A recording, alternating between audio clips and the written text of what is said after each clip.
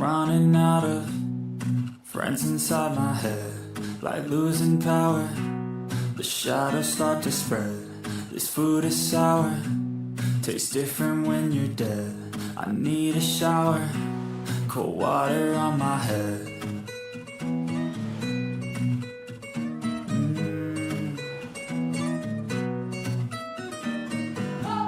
I'm running out of friends inside my mind. I'm drinking out of Coronas with a lime. My thoughts get louder, and I forgot the time. I listen out of my headphones to survive.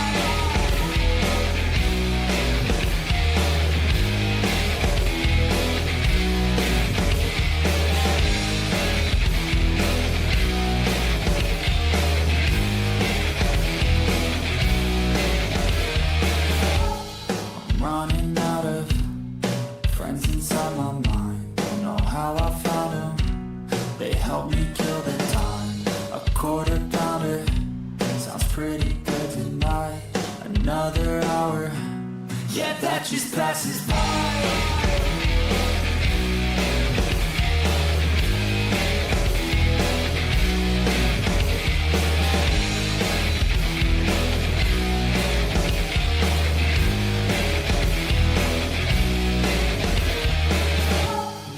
I could stay awake for a century, a memory.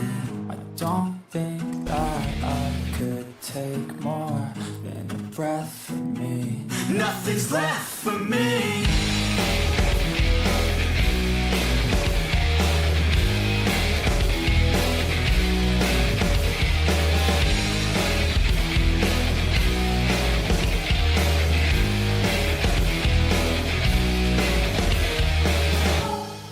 Running out of friends inside my head, like losing power.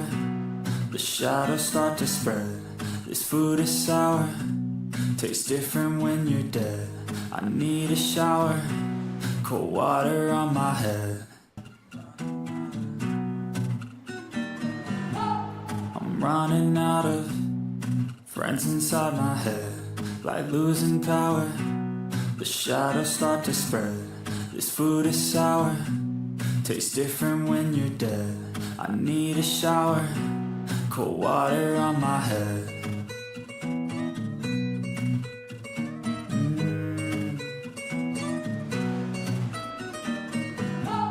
I'm running out of friends inside my mind. I'm drinking out of Coronas with a lime. My thoughts get louder, and I forgot the time. I listen out of my headphones to survive.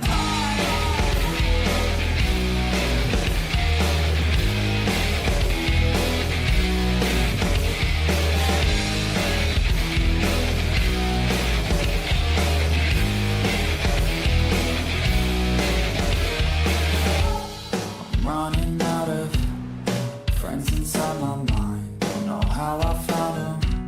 They helped me kill the time. A quarter pounder sounds pretty good tonight. Another hour, yeah, that just passes by.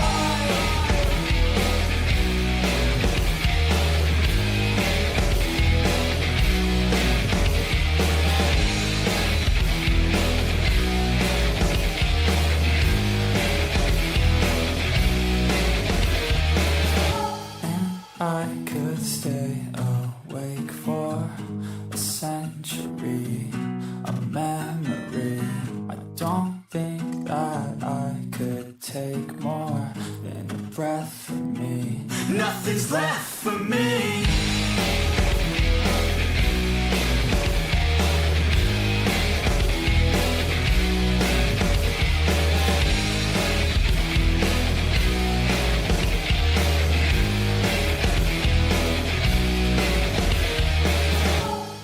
Running out of friends inside my head, like losing power. The shadows start to spread. This food is sour, tastes different when you're dead. I need a shower, cold water on my head.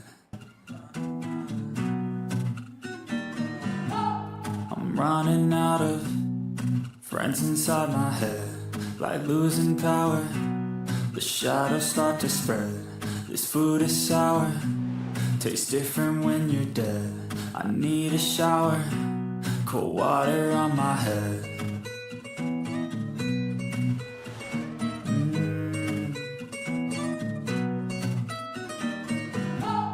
I'm running out of friends inside my mind. I'm drinking out of Coronas with a lime.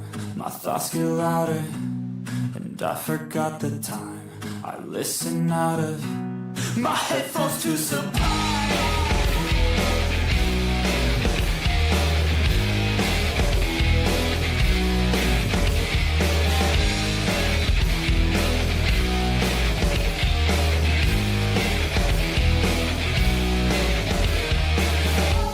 I'm running out of friends inside my mind. Don't know how I found them. They help me kill the time.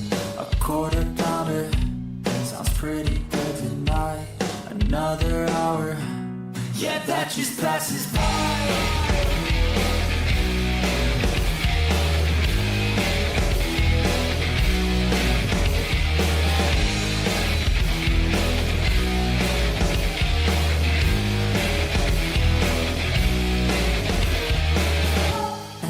I could stay awake for a century, a memory.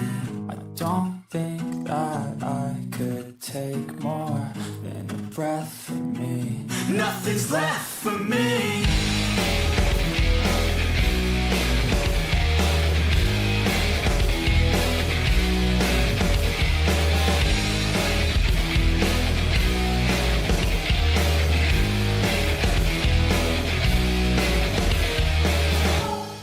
Running out of friends inside my head, like losing power. The shadows start to spread.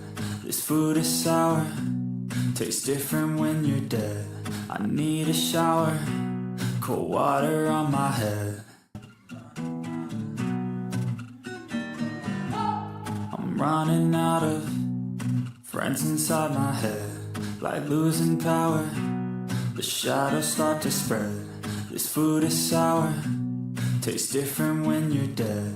I need a shower, cold water on my head.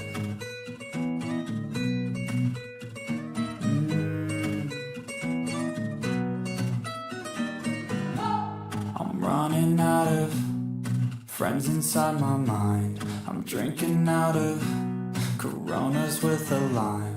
My thoughts get louder, and I forgot the time. I listen out of my headphones to survive.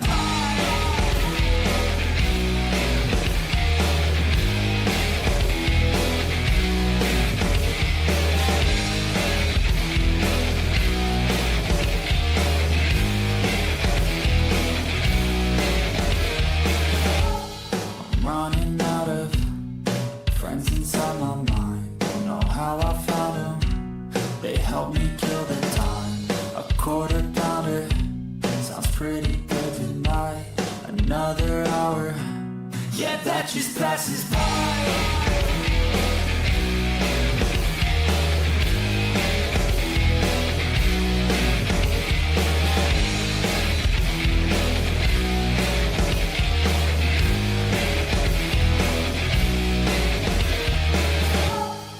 I could stay awake for a century, a memory. I don't think that I could take more than a breath from me. Nothing's left for me.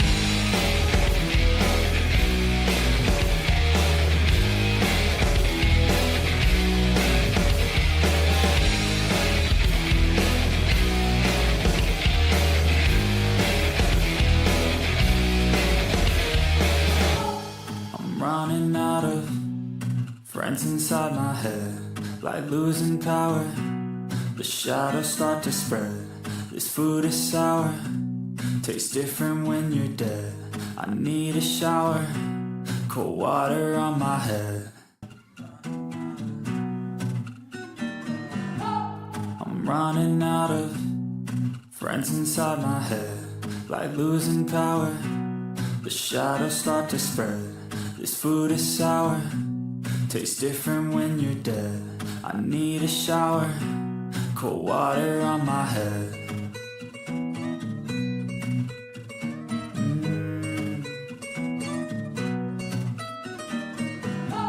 I'm running out of friends inside my mind. I'm drinking out of Coronas with a lime. My thoughts get louder, and I forgot the time. I listen out of my headphones to survive.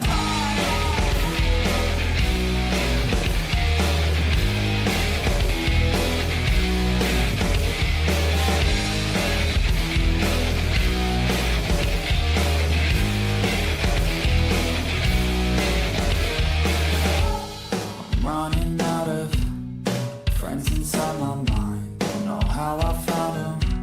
They help me kill the time. A quarter pounder.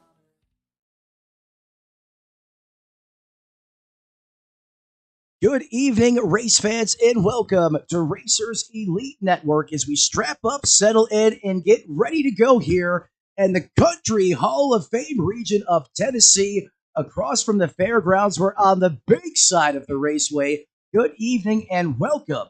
Hopefully, Grandma's got plenty of kernel-free popcorn locked and ready to rock and roll as the Racers Elite Next Gen Series is on a collision course. Who will win the guitar and who will set this track aflame? We're about to find out. Want to welcome you all. Thanks for tuning in up in the Tony Trapasso Memorial Broadcast booth with me, as always. Ron, how are you doing this evening, and what can we expect from these drivers here tonight? Yeah, the Nashville Superspeedway here, great racetrack. Drivers looking quick time on the board, one that's not too far from the top of the board any time at all. Zach Lockett in qualifying with a good lap time there, and I was looking at the great weather forecast here, and unfortunately for the most of us, not so warm, but we're warming up. I'm not complaining. We're in like 40s earlier today, so partly cloudy, 80-degree weather here tonight. 106-degree track temperature, and we get a 9 mile per hour wind gust.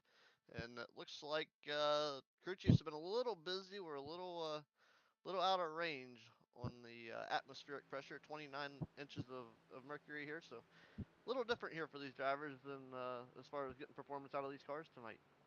Yeah, well said. And now, mentioning the weather, it has been a deep polar freeze for most of us in the continental U.S. The only place escaping it really in South Florida. Glad to see the warming trends are at least starting to happen just a little bit as we go ahead and take a look at tonight's race facts. We're going to throw it up on the big screen.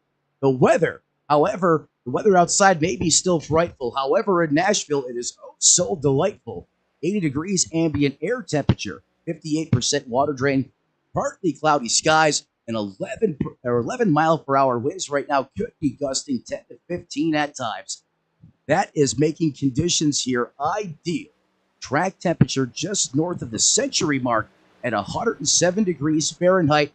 This track clocking in 1.30 miles, so it's 2/10 off of the official cookie cutter, if you will, but it still falls into that category.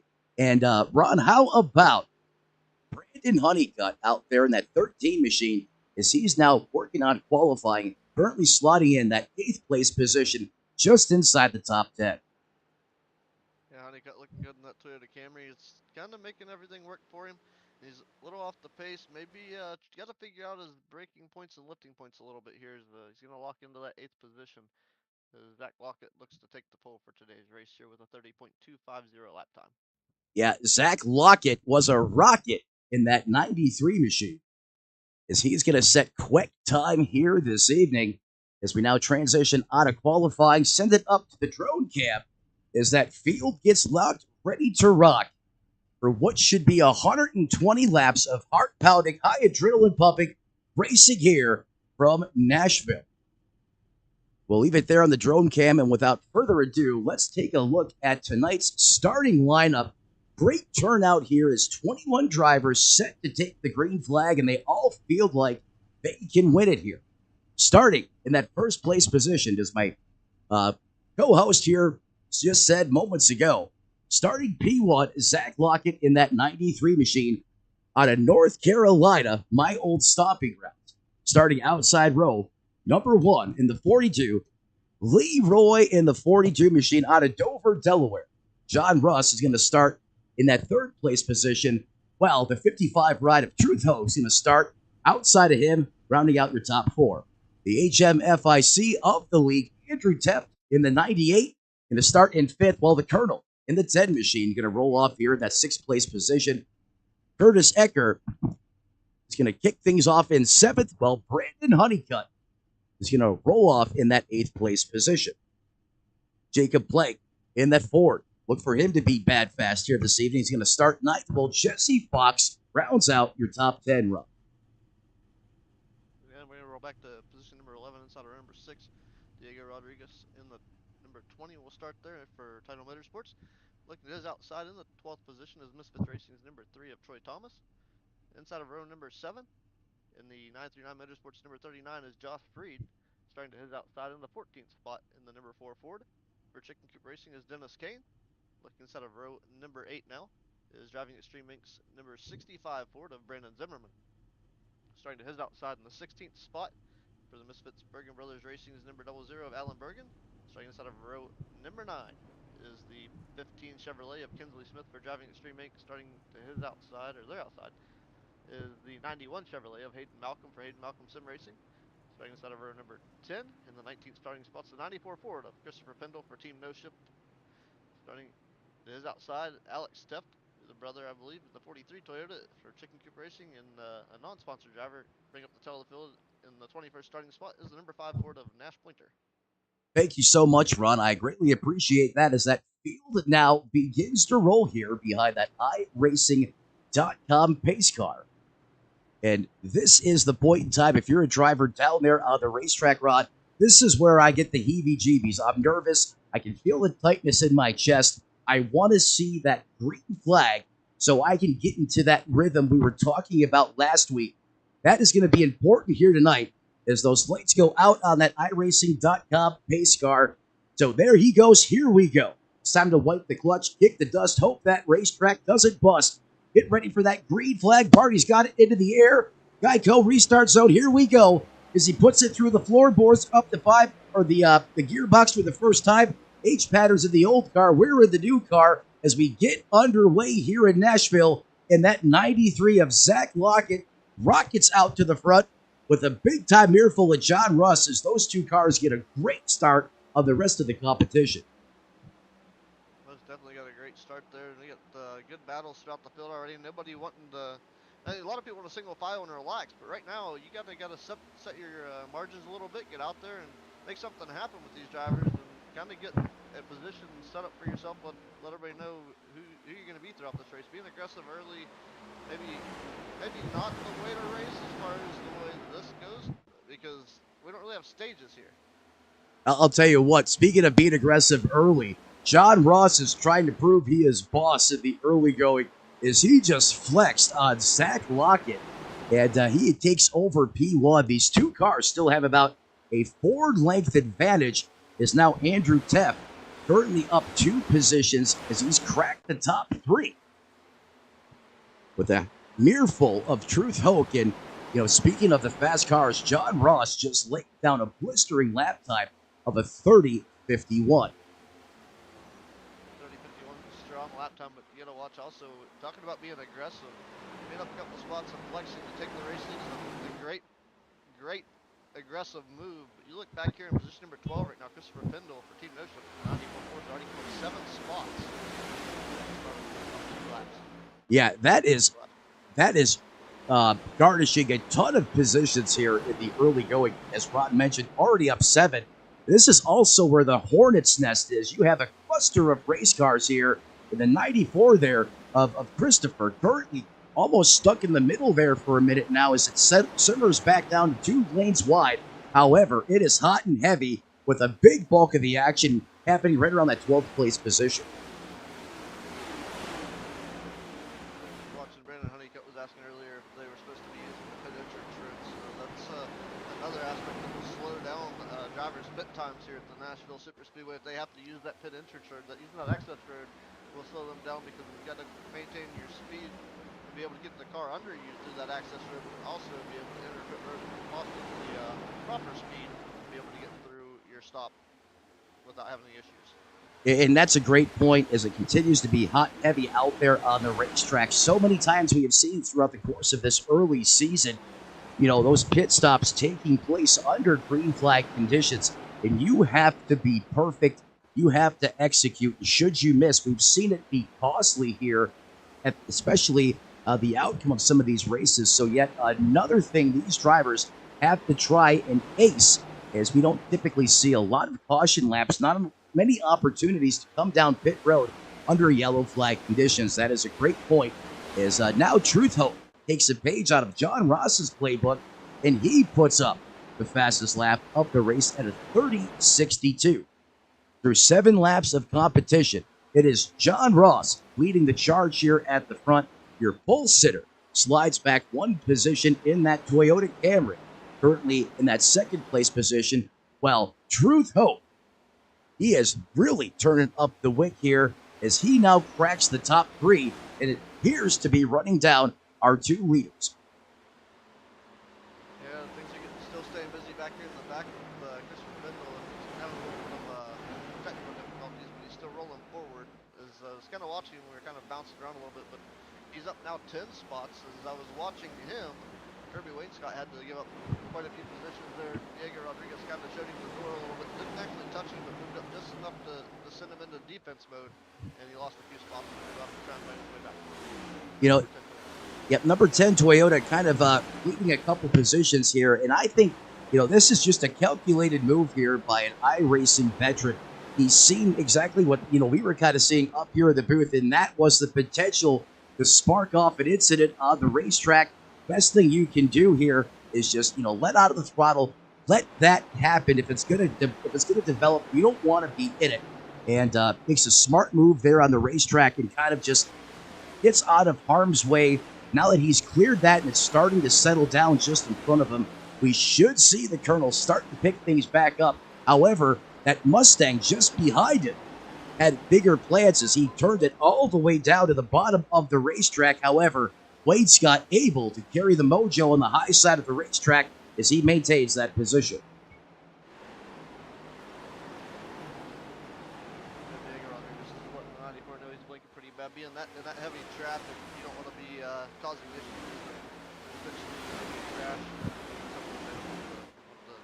Make issues for everybody else in the racetrack. Kind of respect thing for everybody. Yeah, Diego Rodriguez, he currently owns that 10th place position in that Sim Magic sponsored dark horse. And that's the worst thing that can possibly happen out there in sim racing. We don't have to, face the effects of real life racing, such as getting stuffed in the fence. However, when your car goes blink mode, that will certainly make the blood pressure spike and dial up the excitometer, as it is a Noah's Ark situation here for that 9th, 10th, 11th, and 12th place position. These guys have it turned up like it's 5 laps to go, Rob. They sure do, and it's making it interesting for all the fans here at the Nashville Superspeedway. And speaking of Superspeedway, you necessarily, you think Superspeedways when you see 180, 190, 210, for speeds around these speed planes, and a little right side romance going on there between the 39 and the 10. They clearly, they're 39 and 15. Smith was holding everybody down on the racetrack, and 8 tires are better than 4 in some situations. But Ooh. I saw a push there. I thought we were going to get a little unpleasantries. Yeah. Well, I love how you said that. It almost got up close and personal as Josh Freed kind of slid up the racetrack, and I thought he was going to clip the 15 as Kensley Smith grabs a gear and he has hit the afterburner, getting away from that, as that was very, very close out there on the racetrack. Josh Freed continues to fall back just a little bit. In fact, he is now under duress from Brandon Zimmerman, who currently runs in that 13th place position, up 2 spots from where he started. We send it back up to the point. It is all John Ross here in the early going, as we've now completed 14 laps here in Nashville. Zach Lockett continues to hold down second, while Truth Hope has a stranglehold on that 3rd place position. Ron, who you liking here in the early going? Who do you got your eye on? Well, it kind of flips a little bit on me here because most of the audience sees super speedway racing and they think, okay, we've got draft packs, we've got two-car breakaways, and right now John Ross has like a half a second lead, and he's out there by himself, and it's, I mean, half a second. It really isn't that much, and it's close enough that the draft were to affect any kind of racing action whatsoever. Lockett would reel him in just by pulling in that draft, because usually I'd say 1 full second would be my safe haven, like Dega or Daytona, trying to catch up with somebody for a draft to maybe pull a position. But here, it's kind of a unique situation, if you will, as far as how the draft affects things and how these drivers are able to get out front and get away from everybody. So maybe the other guys are saving tires, but look at the gap between your front four drivers. Yeah, there is a substantial amount of real estate between John Ross, your leader. Then you have to go back about 0.6 of a second now to your pole sitter, who's in second. That is Zach Lockett in the 93 machine. Last time by, Ross ran a 30.64 to Lockett's 30.72. Already a good deal in offset there in those lap times, and a very similar story for Trudeau. Again, about 0.6 of a second now behind that Toyota. His last lap of 30.83. Then once you get outside those top three drivers, Andrew Tepp is basically on a Sunday drive right now to round out the top five. However, Brandon Honeycutt is closing in. So to your point, Ron, this racetrack, when you hear super speedway, this doesn't have the mechanics, the traditional restrictor plate, multiple lanes of mayhem and fury. I think what Nashville was going for is, in comparison to their fairgrounds racetrack, this is like a super speedway.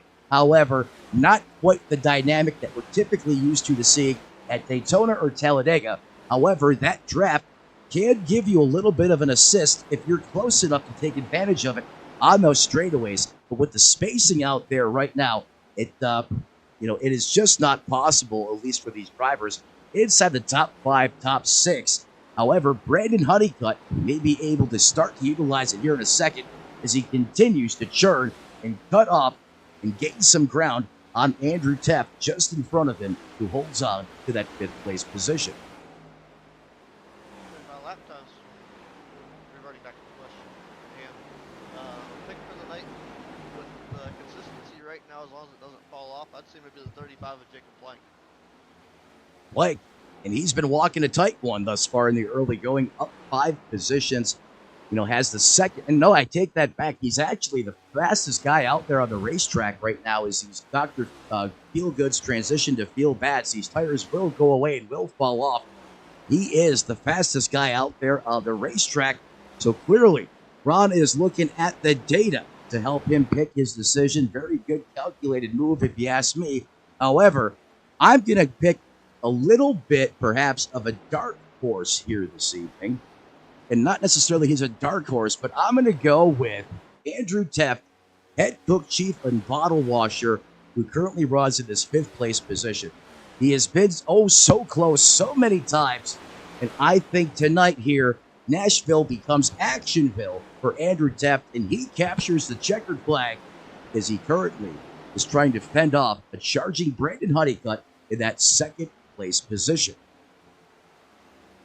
Breaking news and a bit of a heartbreak there due to technical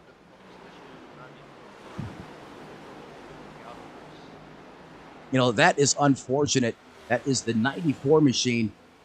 As you see him now completely disappear, as I believe he Alt F4'd it to the pits. But Ron, that is the respectable thing to do. This way you don't put the rest of the drivers in potential harm's way and just completely ruin a chance for them to have a run this evening. Yeah, he was up almost 12 spots from the start of the race, and I was going to say, if that would probably have been my 2nd pick, but he's come up a long way, and it kind of made me cautious on picking Chris, not because of the network issues, but mainly because of the fact that it seemed like he was super aggressive to be able to pick up all those spots in 24, 25 laps. Yeah, no, certainly it was a valiant effort on his part.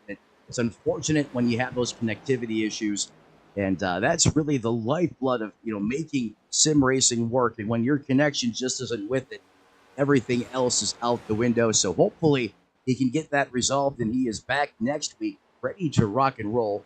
We will certainly miss him out there on the racetrack this evening. Now let's go back, outside of the top 15 and talk about some of these drivers we haven't had a chance to mention yet. So if we send it back there to that 3 car, the Nitrous Cowboy, Truth Hope in that number 3 machine. And I love the revamped look on his race car. Those colors pop. I love seeing the green in there. He has it inlaid in the Camry logo. He's got a hot rod out there on the racetrack now. Can he get it to the front?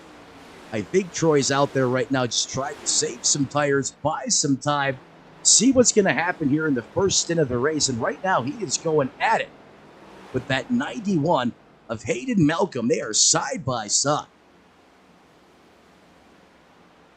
Having a great battle there, and right behind them is sitting in the catbird seat, checking out all the action in front of him. That Sunoco 69. I've always been a fan of Sunoco fuel, and unfortunately, it's a little outside of my price range. So other than putting it in my daily driver, I can't afford to put in the race car. But I like those colors on Jesse Fox's 69 car. It stands out. Actually, you're going to send it on board with Jesse Fox right now. The Sunoco racing machine out there on the racetrack, and again, some great fuel. Also, the official fuel of NASCAR, as he now challenges that 91 for that 16th place position. As you watch him on board, he's doing a great job there of bringing that car right down on that yellow line, walking a fine line as well. However, the 91 able to barely outpace him, but look at the momentum. Jesse's able to get the boogie going there as he shoots it back into the corner. We are still side by side, door to door, as we widen things out. And just as I say that, Jesse gives it the business, keeps his foot in it, and clears that car. Big time power move from the 69 ride, Bob. He was able to gap him out there. A lot of difference between the lines, and it answered one of the questions I really answered my question there. I was wondering, as far as saving tires goes, being able to roll the car into the corner and run the high lane, you're not holding the car down, you're not burning up the right front as much, trying to get the car on the bottom of the racetrack, but definitely not a fast line around the racetrack to go around middle or high groove right now. So maybe later in the race as things progress, everybody might move up. Just depends on the track tire wear and see how much rubber the track takes throughout the course of today's race, with coming to lap 30 out of 120. That's a great point. And this is one of those racetracks, I think, where as a driver, if you haven't had a lot of experience here, it entices you to want to drive the car in deeper into the corner and pick up the throttle earlier than really what you need to. I find here, this track is a classic example of slower is actually faster, especially when we're in the midst of a long green flag run. Point in case, 31 laps currently, lean, mean, and green. So back that corner up, get off the loud pedal early, let that car feed into the corner. When you put your foot back in it, before you really start to pick up the throttle and transition back where you typically would at a normal 1.5 miles, wait a little bit longer, give it a couple 100 feet, almost till you have this thing pointed straight, and then give it the boogie. And I think that you'll notice your lap times will be more consistent, and you'll have more pace over the long run, especially in this next-gen car. I'll tell you what, John Ross continues to put up a blistering pace here. And Zach Lockett as well, as he is still within arm's reach of him as he currently holds down that second place position. Your pick, Jacob Plank,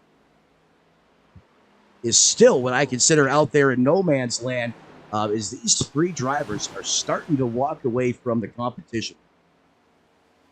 Yeah, I was watching the leader here, and they approached Alan Bergen and put him a lap down there, but it was a good hands move by the SimMotion 44 of John Ross to miss him with a last-second decision with the 00 Toyota of Alan Bergen moving just a little bit there. Could have been havoc and a lot of trouble for your race leader in the 44 Ford. Yeah, Alan Bergen's actually also going to be our official in-race reporter if we get a chance to go under yellow flag conditions. And according to the report here from Ron, it got hot and heavy for him out there on the racetrack. You don't want to be the one to necessarily high five the leader when you're going a lap down. So, Alan, great talent behind the wheel. He does a lot over on sim racing media side of things. He's a great asset, and great guy in general. Glad to see him out here in competition. Might not be exactly how he wants it to go here in the early going, as he currently holds on to that 18th place position. Now, Yeah, 30. I'm pretty certain John Russell told him he was number one in more than one way. If that would have unfolded the way that it looked like it was going. And word in, Brandon Honeycutt is saying that his tires are fading right now, so we're getting some different variances of driver etiquette here as we roll through almost lap 35 now. Yeah, and this is really, it's going to separate the men from the boys here, and who has done a good job in taking care of those Goodyear Eagles. As Ron mentioned, report from the racetrack here, the 13. That's Brandon Honeycutt in that Toyota, who currently holds down the 7th place position, is saying they are starting to slip and slide and give up 65% fuel payload this evening. Means, Ron, we should be seeing green flag pit stops here momentarily out there on the racetrack. Well, we could get the viewers involved in this, see what they think the pit stops are going to happen. They're going to be educated guesses, but I'm going to throw in, I think we'll see our leaders come in around lap 45 tonight. I think that's a great number. And, last week we seen them, try to really stretch it out and how it played a factor there at the end of this race, as fuel mileage, one way or the other, always seems to come into the equation here in the next gen series. Keeping an eye there on Honeycutt, we monitor his progress. How about Kinsley Smith, the Napa know-how man? And I know doesn't have those classic DEI colors on that Chevrolet tonight, but he is the biggest mover of the race, Ron. Up 13 positions from where he started, and he has cracked the top 5, and he has done it the hard way. No caution flags, no disasters on the racetrack, no one pulling off in front of him. He has earned every single one of those positions. He is up to 5th. He's up to 5th, and I was looking here. It's he's done it over a period of time. He didn't do it out of the gate. He didn't aggressively go after it, and that's paying mind and patience and key and making passes when they're going to count. As you see, he's working on getting around Alan Bergen right now. He's got to make that clear pass on that 00 Toyota. He's going to go to the outside here, and it looks like Bergen's going to pull down, kind of try to get out of the way, but he's going to challenge him back on the inside. He's going to let him go as he rolls into the corner. But we got the 91 coming in. Yeah, the 91's coming into pits right now. That's going to be Hayden Malcolm out of Amarillo, Texas. Proud to race and represent the Texas Panhandle. He has keyed up there on the driver info. And, he tried to hit pit road a little too spicy. I mean, great job of getting it slowed down in time, and a nice corrective action there, but still, that's going to cost him a little bit of real estate out there, and not going to help anything.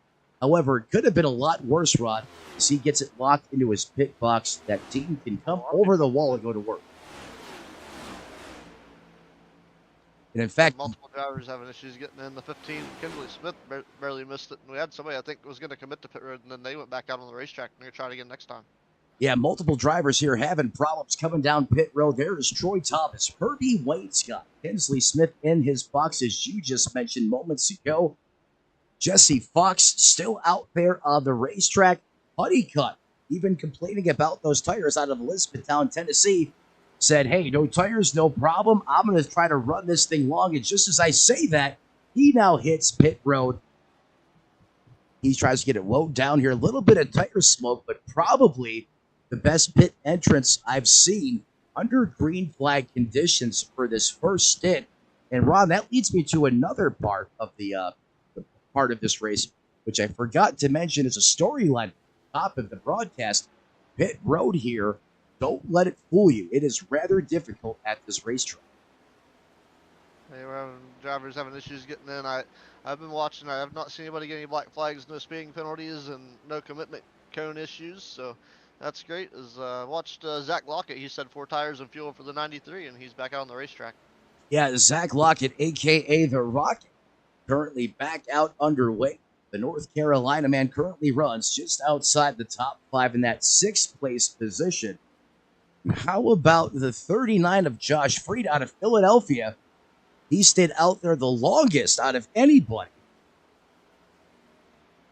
as he momentarily took the lead, now sends it down pit road, as this is now going to transition. Another North Carolina driver to the point, and that is Truth Hope, currently enjoying a 4-second advantage over Zimmerman in the 65 ride, as you see Kinsley Smith with fresh tires out there on the racetrack, able to just turn it to the high side and go right on by.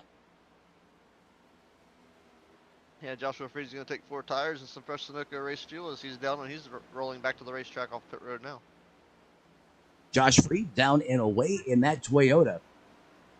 Let's watch him get up to speed here, on this also a kind of a similar access road here that we have to pit entrance. It doesn't necessarily blend in right with the speedway. You have that separation, that patch of grass. And should you get those slick tires up there on the turf, it is really easy for that car to hook back right up into the preferred lane and can really end your day in competition. So something you have to be very careful of getting off of pit road. Should you miss a little bit and slide out, you don't have that asphalt there to protect you. It is grass, and it will make you pay if you miss. Most definitely. I was watching here, and Leroy Koblenz got a speeding penalty on pit road, and I'm curious if it was served or not. Looking to see if it was. That's going to be the 42 from Dover, Delaware, as Ron just mentioned, in that Sim Magic sponsored car course. Similar story for me in the truck race a couple of nights ago, is I had a moment and I sped coming off the pit road. I was about 2 miles an hour over, got popped by the speeding police, and it completely took me out of the race that evening. Hopefully, Leroy has time to rebound. However, he is still out there on the racetrack. It doesn't appear as if he's came down to serve that penalty yet. It shows it's been cleared, but I don't know. He was definitely too fast entering. He was like 55 mile an hour coming across the line. Like pit road speed here is 45. So you're talking about a 10 mile an hour offset there, and perhaps RC owes him one. Who knows? I don't want to go down that rabbit hole. But we'll get back to what we do, and that's cover the action on the racetrack. As that's John Ross being the boss here out of Bell Buckle, Tennessee. And he continues to put up some of the strongest laps I have seen at this racetrack in a long time, especially utilizing the fixed setup. These drivers don't have the ability to tweak the setups on these race cars or customize them either by their own choice or utilizing a speed shop like Team Watson, Premier Racing Setups. So they're using what iRacing gives us by default, and he is still able to go out there and put up a blistering pace. Best lap of 30:45. Last time by a 30:69. Zach Lockett trying to run him down as he is just a little bit quicker, a 30:63. However, Rod, as you know what I'm going to say, he's going to have to use some Goodyear to try and catch John Ross, who still is roughly 1.3 seconds up the road ahead of him. Most definitely, and watching the pace of the race going on right now, you can't rule out Jacob Planks up 6 spots in the 35 Ford. He's hanging out in the 3rd position right now, and a little bit behind him, using up a little more of that Goodyear rubber and a little more of that Sunoco racing fuel than the ones on the track. Kinsley Smith, the 15, is currently up 14 spots, and Andrew Teft hanging out in that 98 Ford in the 5th spot. He's just kind of maintaining his pace and biding his time right now, letting everything come to him, and it seems right now it's working out for him to stay right where he started, and maybe here before the end of the race he'll work his way forward into the top 3, maybe with a podium, or come up with that victory that everybody's chasing.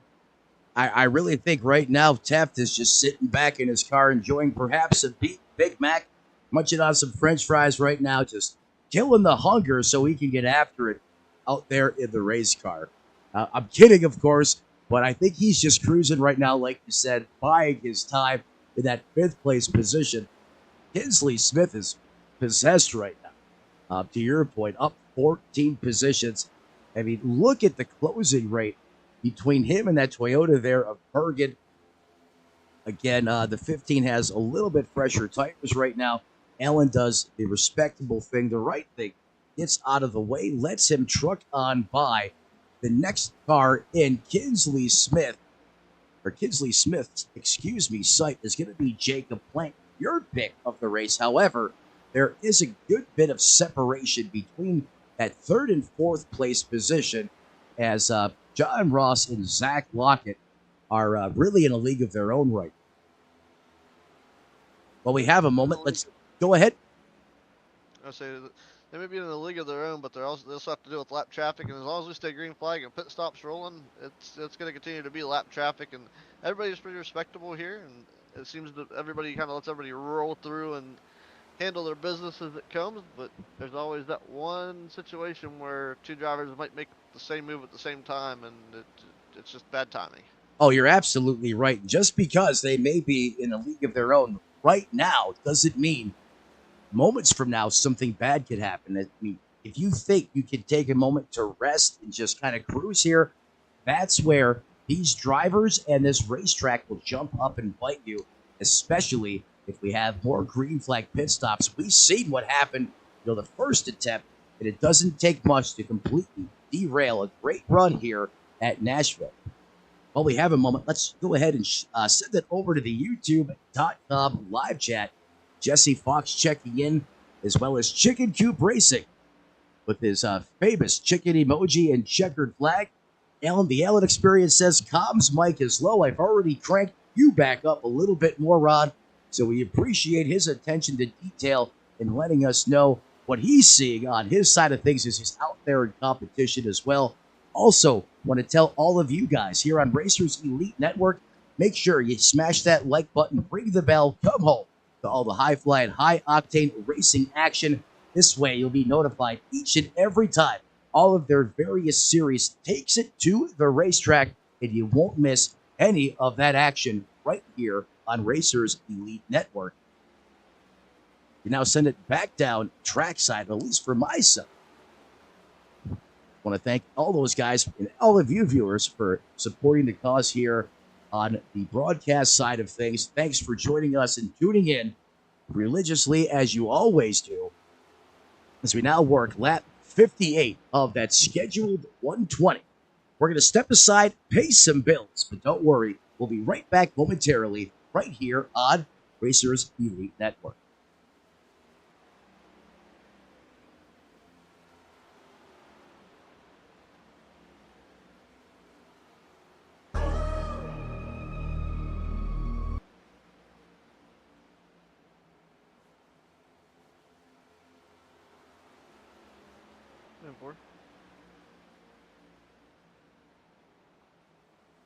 I was say as you were doing that, John Ross found the outside wall off of turn 2.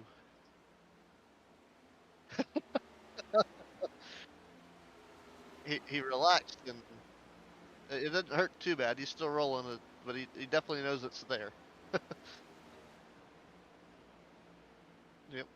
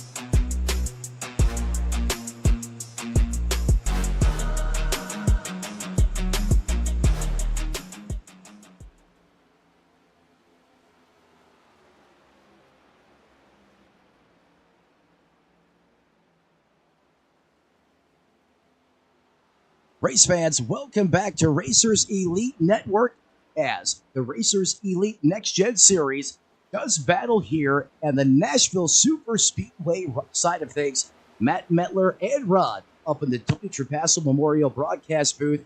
And just before we cut away from coverage, you said John Ross got up close and personal with a little self-inflicted concrete poisoning there. He found where the fence was, didn't he? Yeah, and I was watching here as we just came back from that commercial break. He happened to find it again, and he's kind of playing with a little bit of disaster up there. And I was talking about using those different lanes throughout the races, the tire wear goes on, but I've been kind of watching. There's a lot of marbles and a lot of rubber buildup up there right now, and it does affect how these cars drive through the corners. So there's not going to be a whole lot of grip or bite when they go to the corner. You're going to push that car right to the outside wall if they happen to get up there. Well, another thing that could be making him get up there is Zach Lockett, a.k.a. The Rocket, as he tries to close in on him. Also, John Ross has plenty of action out the back door of his race car in the form of that 65 of Zimmerman. Currently, this battle not for position, but nonetheless, I mean, Zimmerman is probably closer than John Ross would like. Yeah, most definitely 65 Ford trying to stay with the 44. He's the first car a lap down, but Leroy Koblenz is back quite a ways from that battle. However, the 65 doesn't want to be the second car a lap down, and I'm certain if I look here that we have drivers right in front of that battle, and the 65 would not be the first car lap down, would not qualify for a lucky dog if a caution were to come out. Right, and that's the sense of urgency for the 65 and exactly why he's trying to keep it close. I know Rod mentioned traffic just ahead of this battle, so if we go ahead and we point the cameras now to the GoPro out the front bumper of Ross, you can see going now into those turns 3 and 4 complex, there is cars just ahead of the leader as John Ross is trying to basically put as many cars down to him as possible. And the more you can take off the lead lap, the less competition you have to face. And that's exactly why you see Brandon Zimmerman putting up such a fight with the 44 of Ross, who continues to lead here at Nashville. Currently, a 69 Camaro, Sunoco Camaro of Jesse Fox that's in front of the race leader that I believe would be the next car to go a lap down, and that would be back, that's all the way up to position 14. So they're wrecking towards putting the top 10 a lap down, but catching Truth Hope is going to be quite a challenge here with pit stops. But it should be coming up here in the next 7 or 8 laps. Yeah, 7 or 8 laps again before we potentially come down for our money stop. If they can go the rest of the way, and wait, I take that back. I'm not sure if they come down pit road the next 5 laps, if they can make it to 120 or not. Fuel mileage, Ron, could become a factor again here, as I think you're right. Jesse Fox may be the next meal for the 44 of Ross, but Truth Hope far enough ahead where I don't think he's going to be in jeopardy of going a lap down. In fact, you send it now to that 10th place position. We have a side-by-side hot and heavy battle here as Truth Hope got loose, trying to keep it off of that Camaro, as he now is going to be able to slipstream him. And you have the 00 of Bergen. You have the 8 and the 55 right here, close quarters on the racetrack, Ron. Yeah, it's quite a close quarters battle. Every single filed out here and minding they're in there. I thought I saw somebody slip to the outside wall, but that is not what happened. Must have been a bird or something. But watching Kinsley Smith still up 14 spots. He's riding smooth in that 4th spot. And we'll see if he can come up with a fuel strategy or pit strategy to help gain some positions here. I don't think, with the way that this track is racing, that a 2-tire stop is a good strategy here today. Well, I'll tell you what, when it comes to gas and how far you can go on fuel mileage, he does have the wizard at his disposal. Talking about Kinsley Smith and Brandon Honeycutt. This guy right here, he's the mad scientist when it comes to fuel mileage. And I'm sure Brandon Honeycutt is working on all that strategy inside his Well, it's that Braden Housing group of his. Well, he's out there on the racetrack, and Kinsley Smith, very fortunate to have such a great teammate and asset like Honeycutt. And I'm telling you, you haven't seen him on the plate tracks yet. The Shake and Bake boys, they are lethal out there when they get hooked up. As Honeycutt runs in 12th, his teammate, his counterpart, Kinsley Smith, the Napa know-how man, currently in that 4th place position.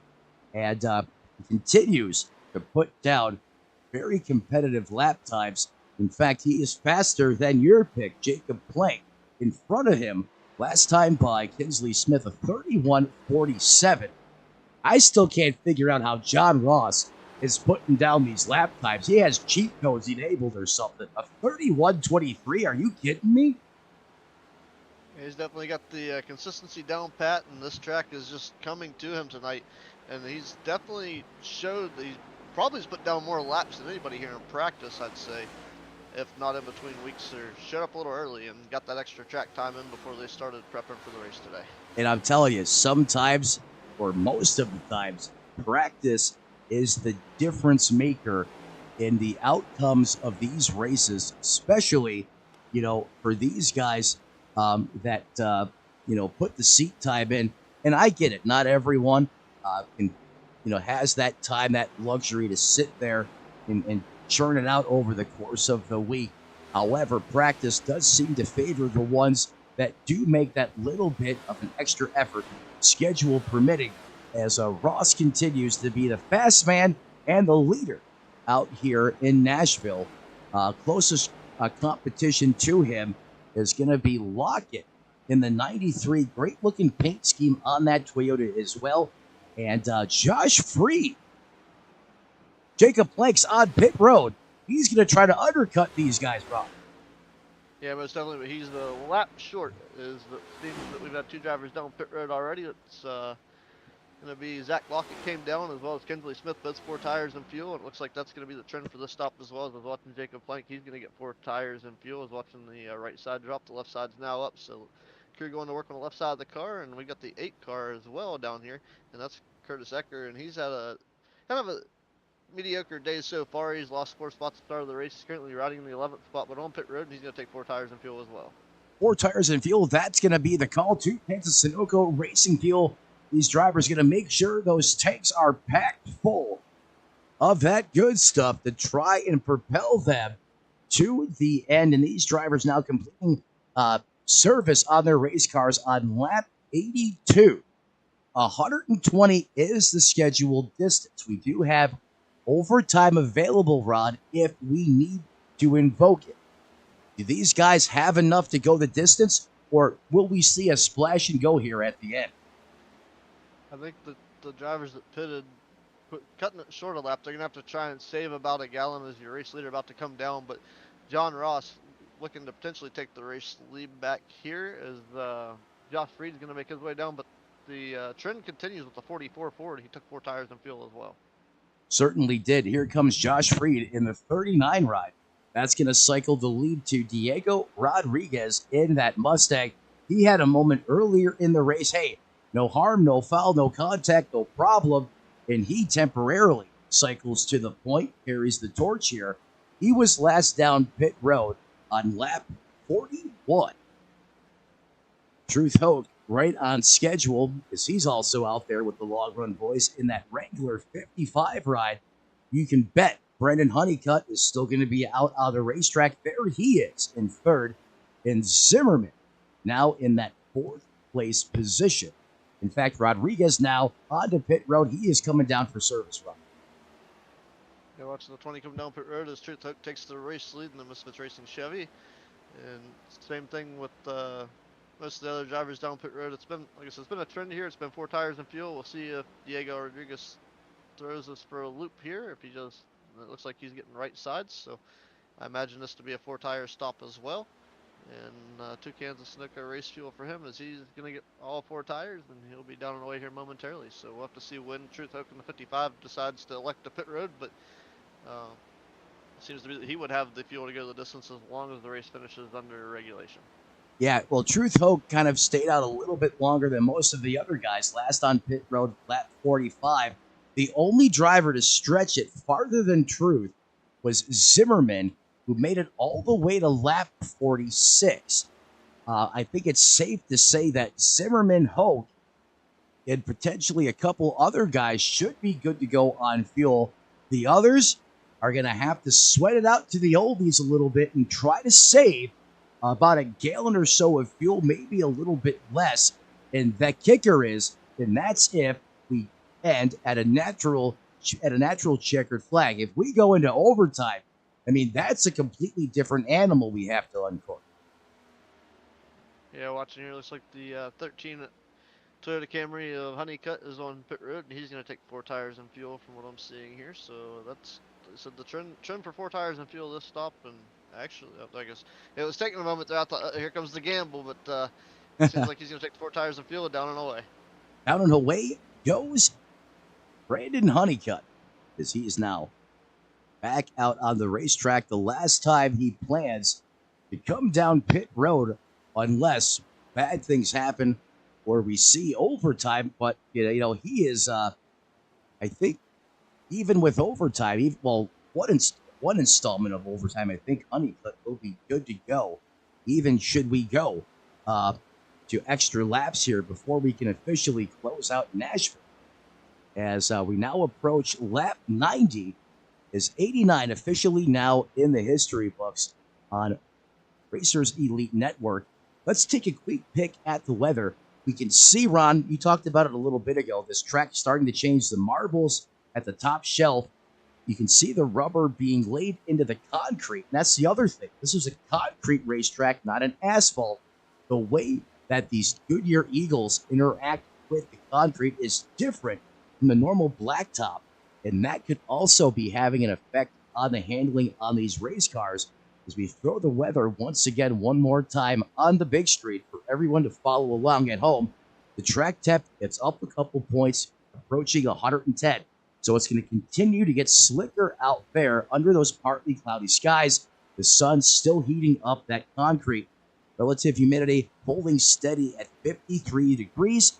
Ambient air temperature now up 2 points to 82 as well. So I think a combination of the increased heat and that track temp, as well as that rubber being laid down into the main groove, is all affecting how these cars are going to be handling here from here on out to the finish of the race route. Most definitely was watching pit road. Unfortunately, Jesse Fox slid past his pit box and had to back up, and it cost him some time. Meanwhile, John Ross, the 44 Ford, has retaken the race lead from the 55 of Truth Hoke, and Hoke is getting his 4 tires and fuel right now, and he is returning to the racetrack. And of course, this late in the run, he will make it to the end of this race. Yeah, Truth definitely, without question, has enough gas and has enough tire to make it the distance here. As he now gets it back up to speed.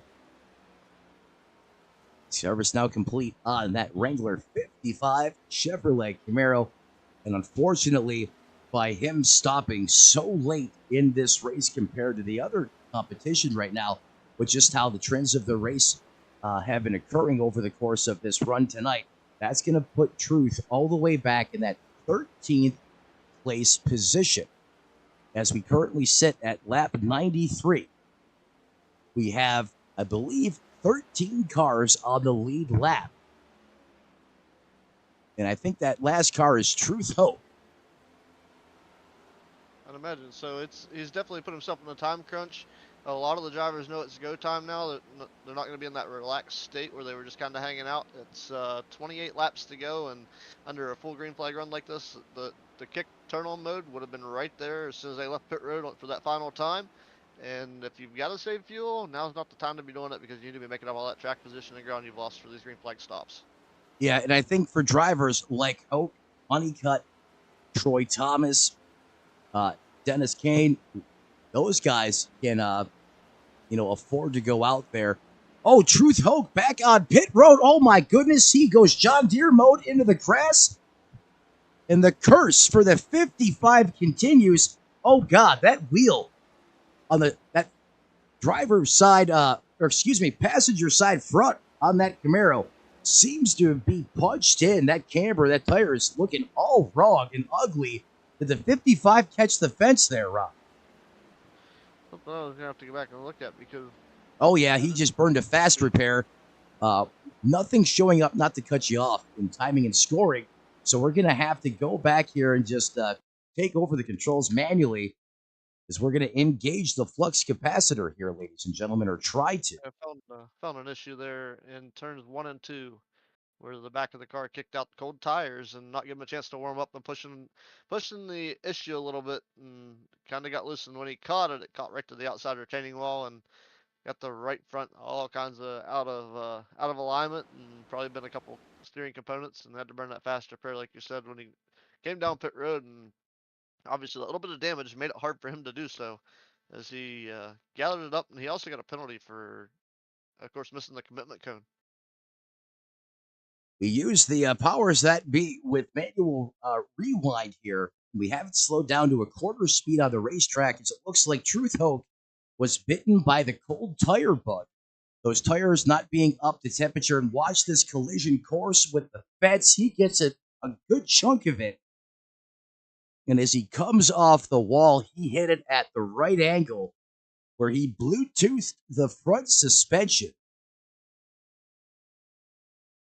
As we go ahead and pick the replay speed up to full speed now, you can see him trying to feel it out and look. The front of that race car seemed that tire took the brunt of the impact. And then he misses pit lane, the commitment cone, as you said, as it went from bad to worse for the 55 of Truth Hoke. And you can see how the front is not tracking naturally. You can see how it is kicked in and is contoured to the left. I know you want this car naturally to turn to the left, not that much. As he pulls it down into pit road here, you'll see that tire can pop back out to where it should be. There it goes. Fast repair deployed. And once again, Truth Hoke snake bitten late in one of these races. As we cycle back now to the live side of things, we'll keep you covered on any further developments on the 55. Ross continues to be boss with 21 laps to go.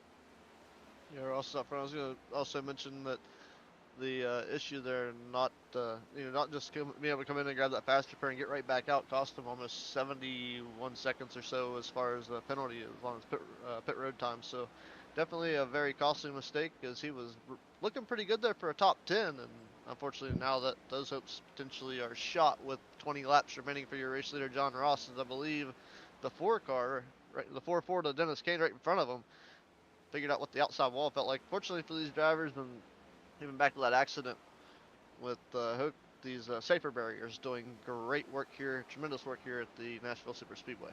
Yeah, especially at deflecting tires in a direction you don't want them to go. In the case of the 55, I am shocked the way that he hit the wall, but in my opinion, he didn't hit it hard enough to where it should do that type of steering damage. I think he caught it just right where that that bigger 17-inch rib on that race car just took the brunt of the impact and just kicked it right in the teeth and destroyed the steering on that Camaro. Tough, heartbreaking incident for him. As we're 18 laps to go, John. Let's go ahead and go through the field here quickly before it starts to turn up here. John Ross, your leader, currently in that first place position, while Zach Lockett in that Toyota resides in second, while your pick, Jacob Plank, up 6 positions. First Mustang in line rounds out your top 3. Kinsley Smith in the 15 KS Designs wrapped machine this week. Another Camaro holds on to 4th. Well, Tept, my pick of the race, had his Big Mac. He's got some prize. Now he tries to run down the rest of these guys. Currently owns in that runs in 5th place position. Well, Josh Freed up 7 positions, having a great run here this evening, Ron. If you remember, earlier in this race, he was in the rear with the gear, now finds himself in 6th. Diego Rodriguez continues to impress. Last lap was 31:11. Currently resides in that 7th place position, while your Colonel, a.k.a. Herbie Wade Scott, runs in 8th. Curtis Ecker and Dennis Kane round out your top 10. Looking right now, running the 11th spot outside. Looking in is Brandon Honeycutt in the 13. Falling back a little bit, but you still got that short stint to the end to make up any of that ground. So he's got a little bit here to go. Currently in the 12th spot, Troy Thomas in the 3 Toyotas, kind of hanging on. He's having a kind of like a maintenance run. Looking in the 13th is Brandon Zimmerman in the 65 Ford. I've been watching kind of Jesse Fox, trying to see if he could bounce back a little bit from his issue on pit road in that 69 Chevrolet, but seems like he's a little ways out here making any ground on Zimmerman, so we'll see how that plays out. And they'll get Leroy Koblenz in 15th in the 42 Ford. So it's looking pretty stellar. I think Truth Hoke has been 16th now, and like I think him and Alan Bergen, I think, are the last 2 drivers on the racetrack. Hayden Malcolm, Christopher Pendle, Alex Tuft, and I think Nash Pointer are out of the event. Thank you, Ron. I appreciate that. And Alan currently carries the back of the field right now in that 17th place position. Is the all top 17 still out there in competition? 17 of the 20 drivers that took the initial green flag. Malcolm Hayden, Christopher Pendle, and Teft, the Alex version, have all put it on the hauler, as we're just 13 laps to go. Ron, who do you think can make it? Who can't? Or do you think they all can? Well, looking pit stop wise and a little bit of data, I'd say looks like John Ross has, if they go green, he will be able to make it. He might have about enough to do a celebration at the end of the race, but he might run out at the flag stand when he comes back around, unless he clutches it after the checkered flag. Yeah, I think it's a lot closer than some of these drivers would like. However, John Ross does have, one ace up his sleeve, and that is he has over 1.5 seconds of an advantage right now to Lockett, who is in that second place position. However, both these drivers both pitted on lap 81, so you would think they should have relevantly a similar amount of fuel payload left in the tank on their race car. Pardon me, is temporary brain failure here on my end, ladies and gentlemen. I just completely went numb. Jacob Blake. Jacob Blake. The fuel situation gets a little bit worse for him in the 35 ride, as he was down on lap 80, and it gets even dicier for drivers like Kinsley Smith and Andrew Teft, who round out the top 5, as they were down last on lap 79. If you want to talk about feeling confident you can make it to the end, I would say Diego Rodriguez, currently in 7th, last out on lap 84, or even Brandon Honeycutt, who is last down on lap 86. However, there is a ton of real estate between, well, Honeycutt's also a lap down, so he would really have to pull the Music City Miracle here to pull this one off, but I think he is extremely confident, Ron, that he can complete all of the 9 laps remaining.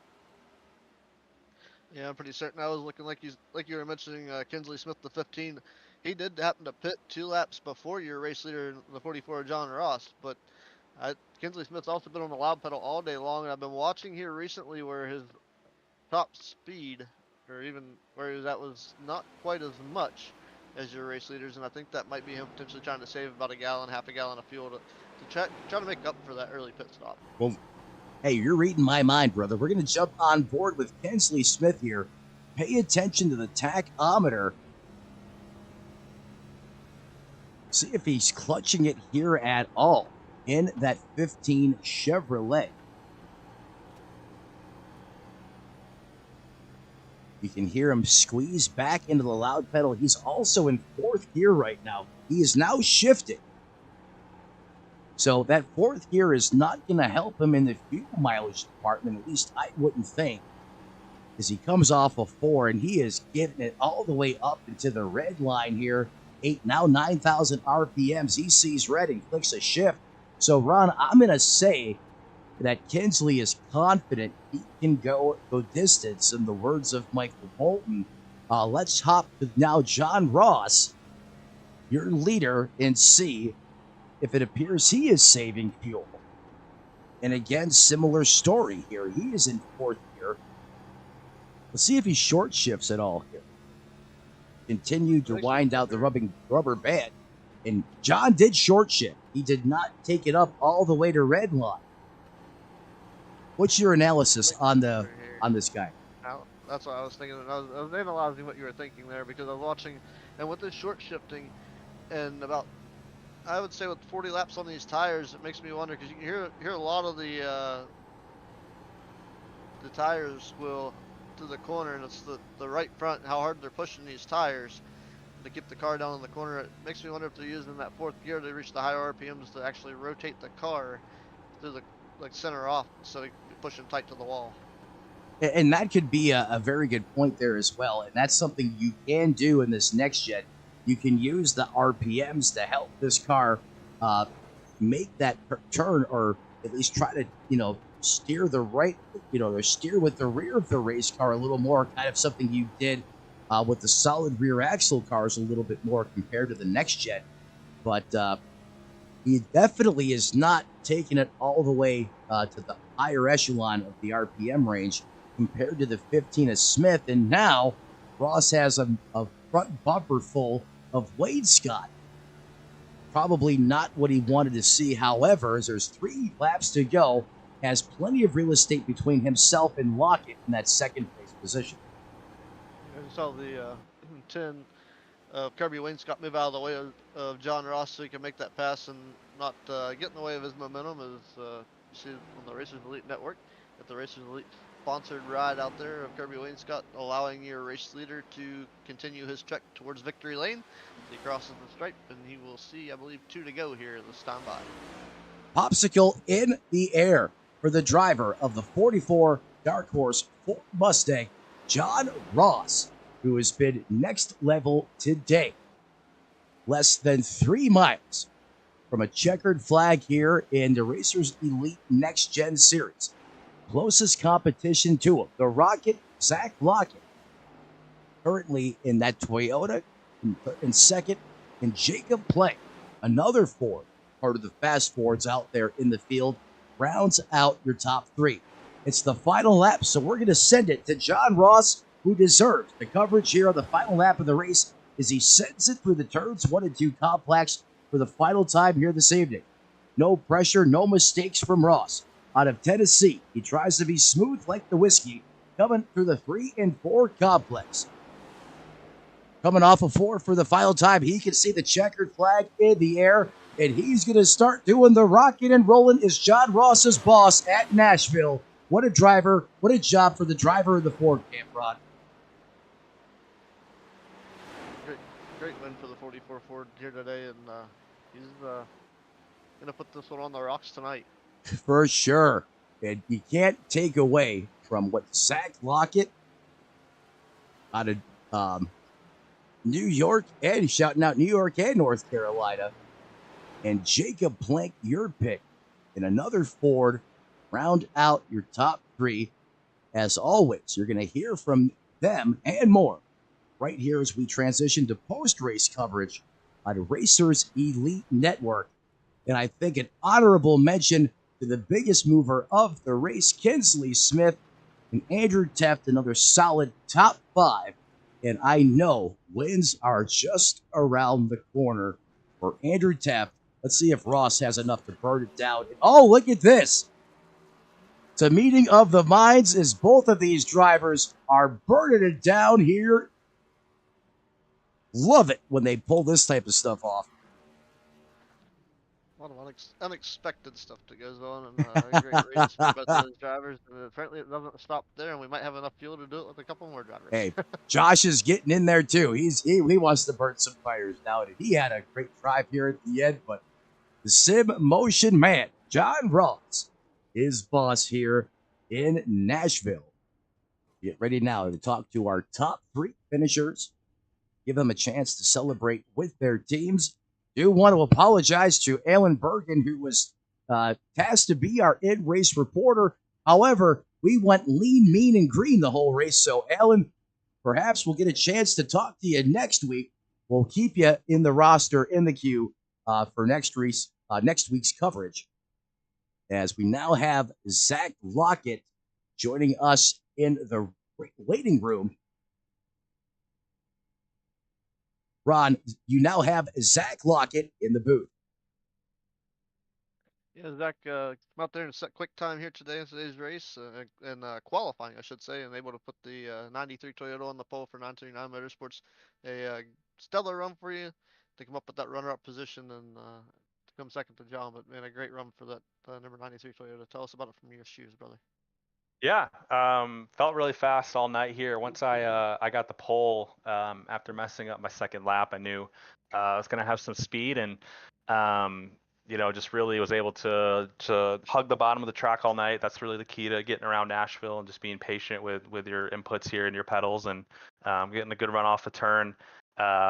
John Ross is one of my good friends, one of my teammates, and he really helped me out here a lot at this track this week. And then put a little beating on me there for first and second. So I know to win here, I know I got to beat him. So really appreciate the help he's given me, and especially in the next gen and on hard tracks like this. But overall, good run for 939 Motorsports and for Sim Motion and all our team members, Josh Freed in sixth, Leonard Leroy sped on pit, so he had a little bit of a tough night, but had a good qualifying effort.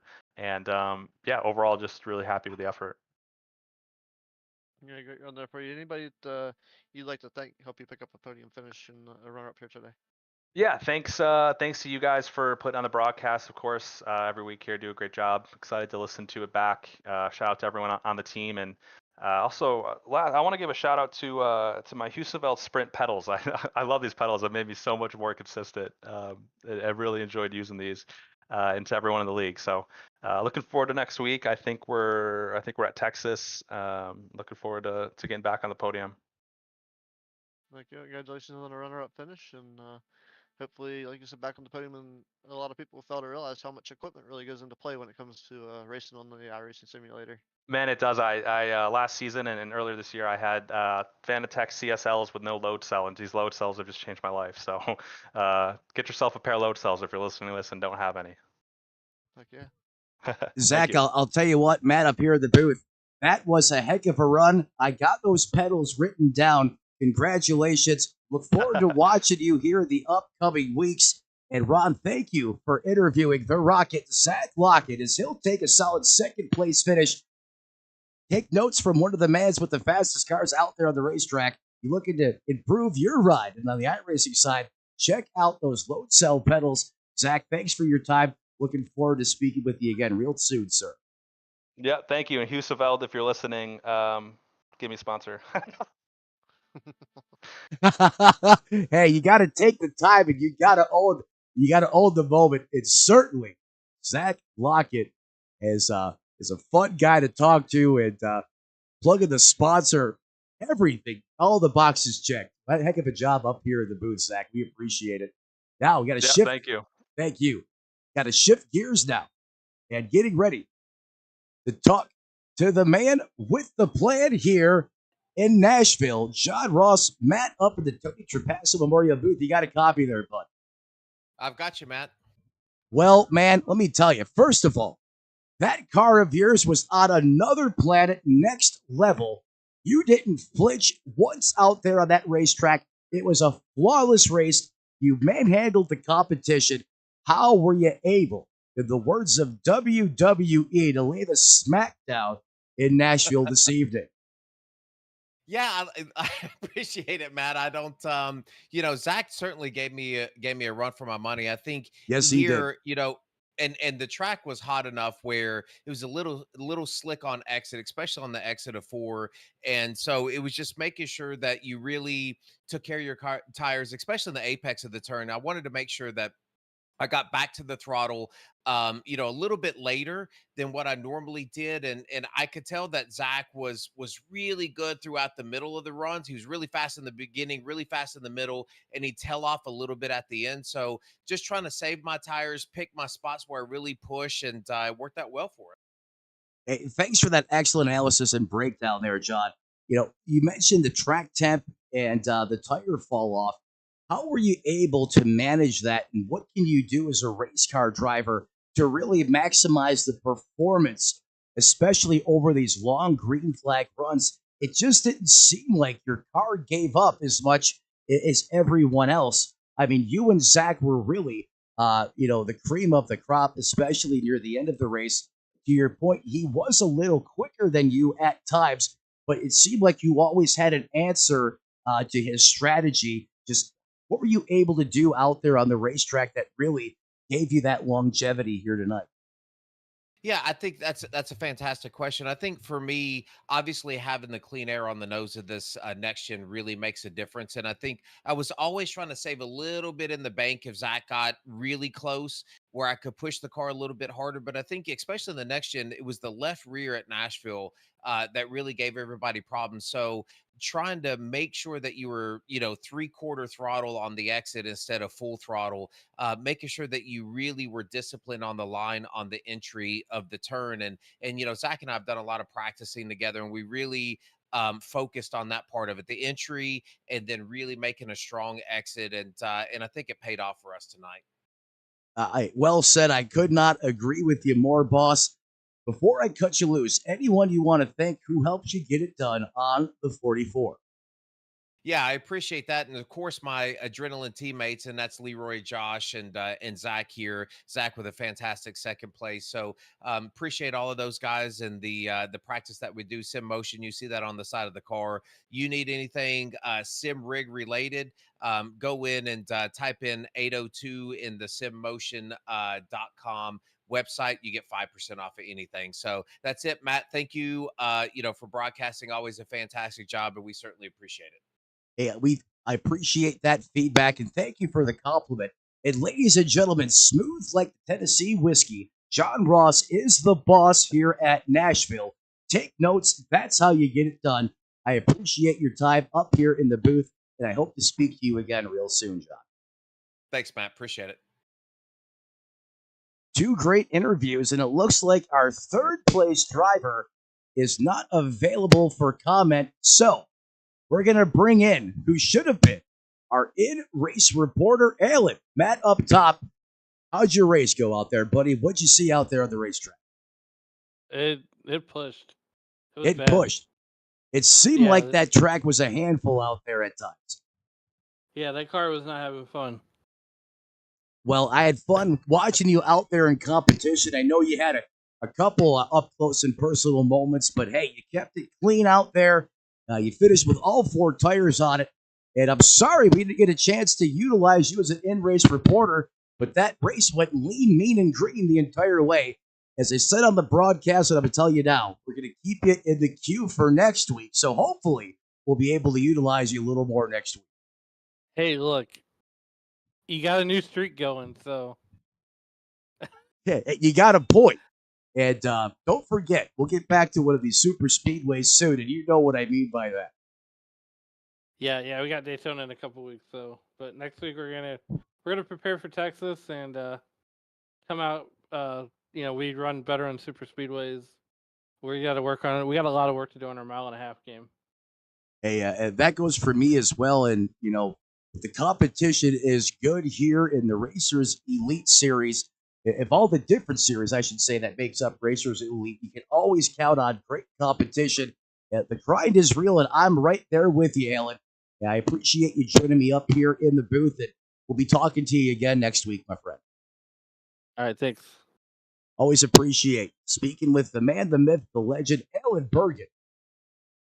As now we transition to wrap up post-race coverage here from Nashville. Want to thank all the partners, sponsors, drivers, and fans at home tuning in on YouTube. Make sure you smash the like button, ring the bell. Come home to all the high-flying, high-octane racing action right here on Racers Elite Network. Before we go ahead and close things down officially this evening, let's go ahead and take a look at the final results here this evening. Throw them up here on the big screen for you guys at home, if they will so cooperate. If it doesn't work the first time, kick it in the pants and try again. There we go. Let's get that graphic out of the way. And for the final time this evening, Ross was boss. The Rocket Locket comes home second. Jacob Blank in third. Sorry we missed you here in the broadcast side of things. Kinsley Smith is going to come home fourth. Will be HMFIC in the Ford. Andrew Tepp rounds out your top five. Josh Freed unfried himself from an early race mistake. Comes home P6, while Diego Rodriguez rounds out seventh place. Kirby Wainscott going to slide in eighth, while Dennis and Brandon Honeycutt round out your top 10. Eckert, the Curtis version, comes home 11th, while the Nitrous Cowboy crosses that start-finish line in that 12th place position, while Brandon Zimmerman rounds out your top 13. Jesse Fox, Leroy Colbez round out the top 15. Truth Hope, Alan Bergen, Hayden Malcolm going to round out the 18 drivers that took the initial green flag here this evening. Again, want to thank him for also joining us up here in the booth. Alan Bergen will be on standby next week as the official in-race reporter once again. And as the late, great Tony Trepasso used to say, as you walk down the road of life this week, do us all a favor. Don't play in traffic, and we'll see you next time right here on Racers Elite Network.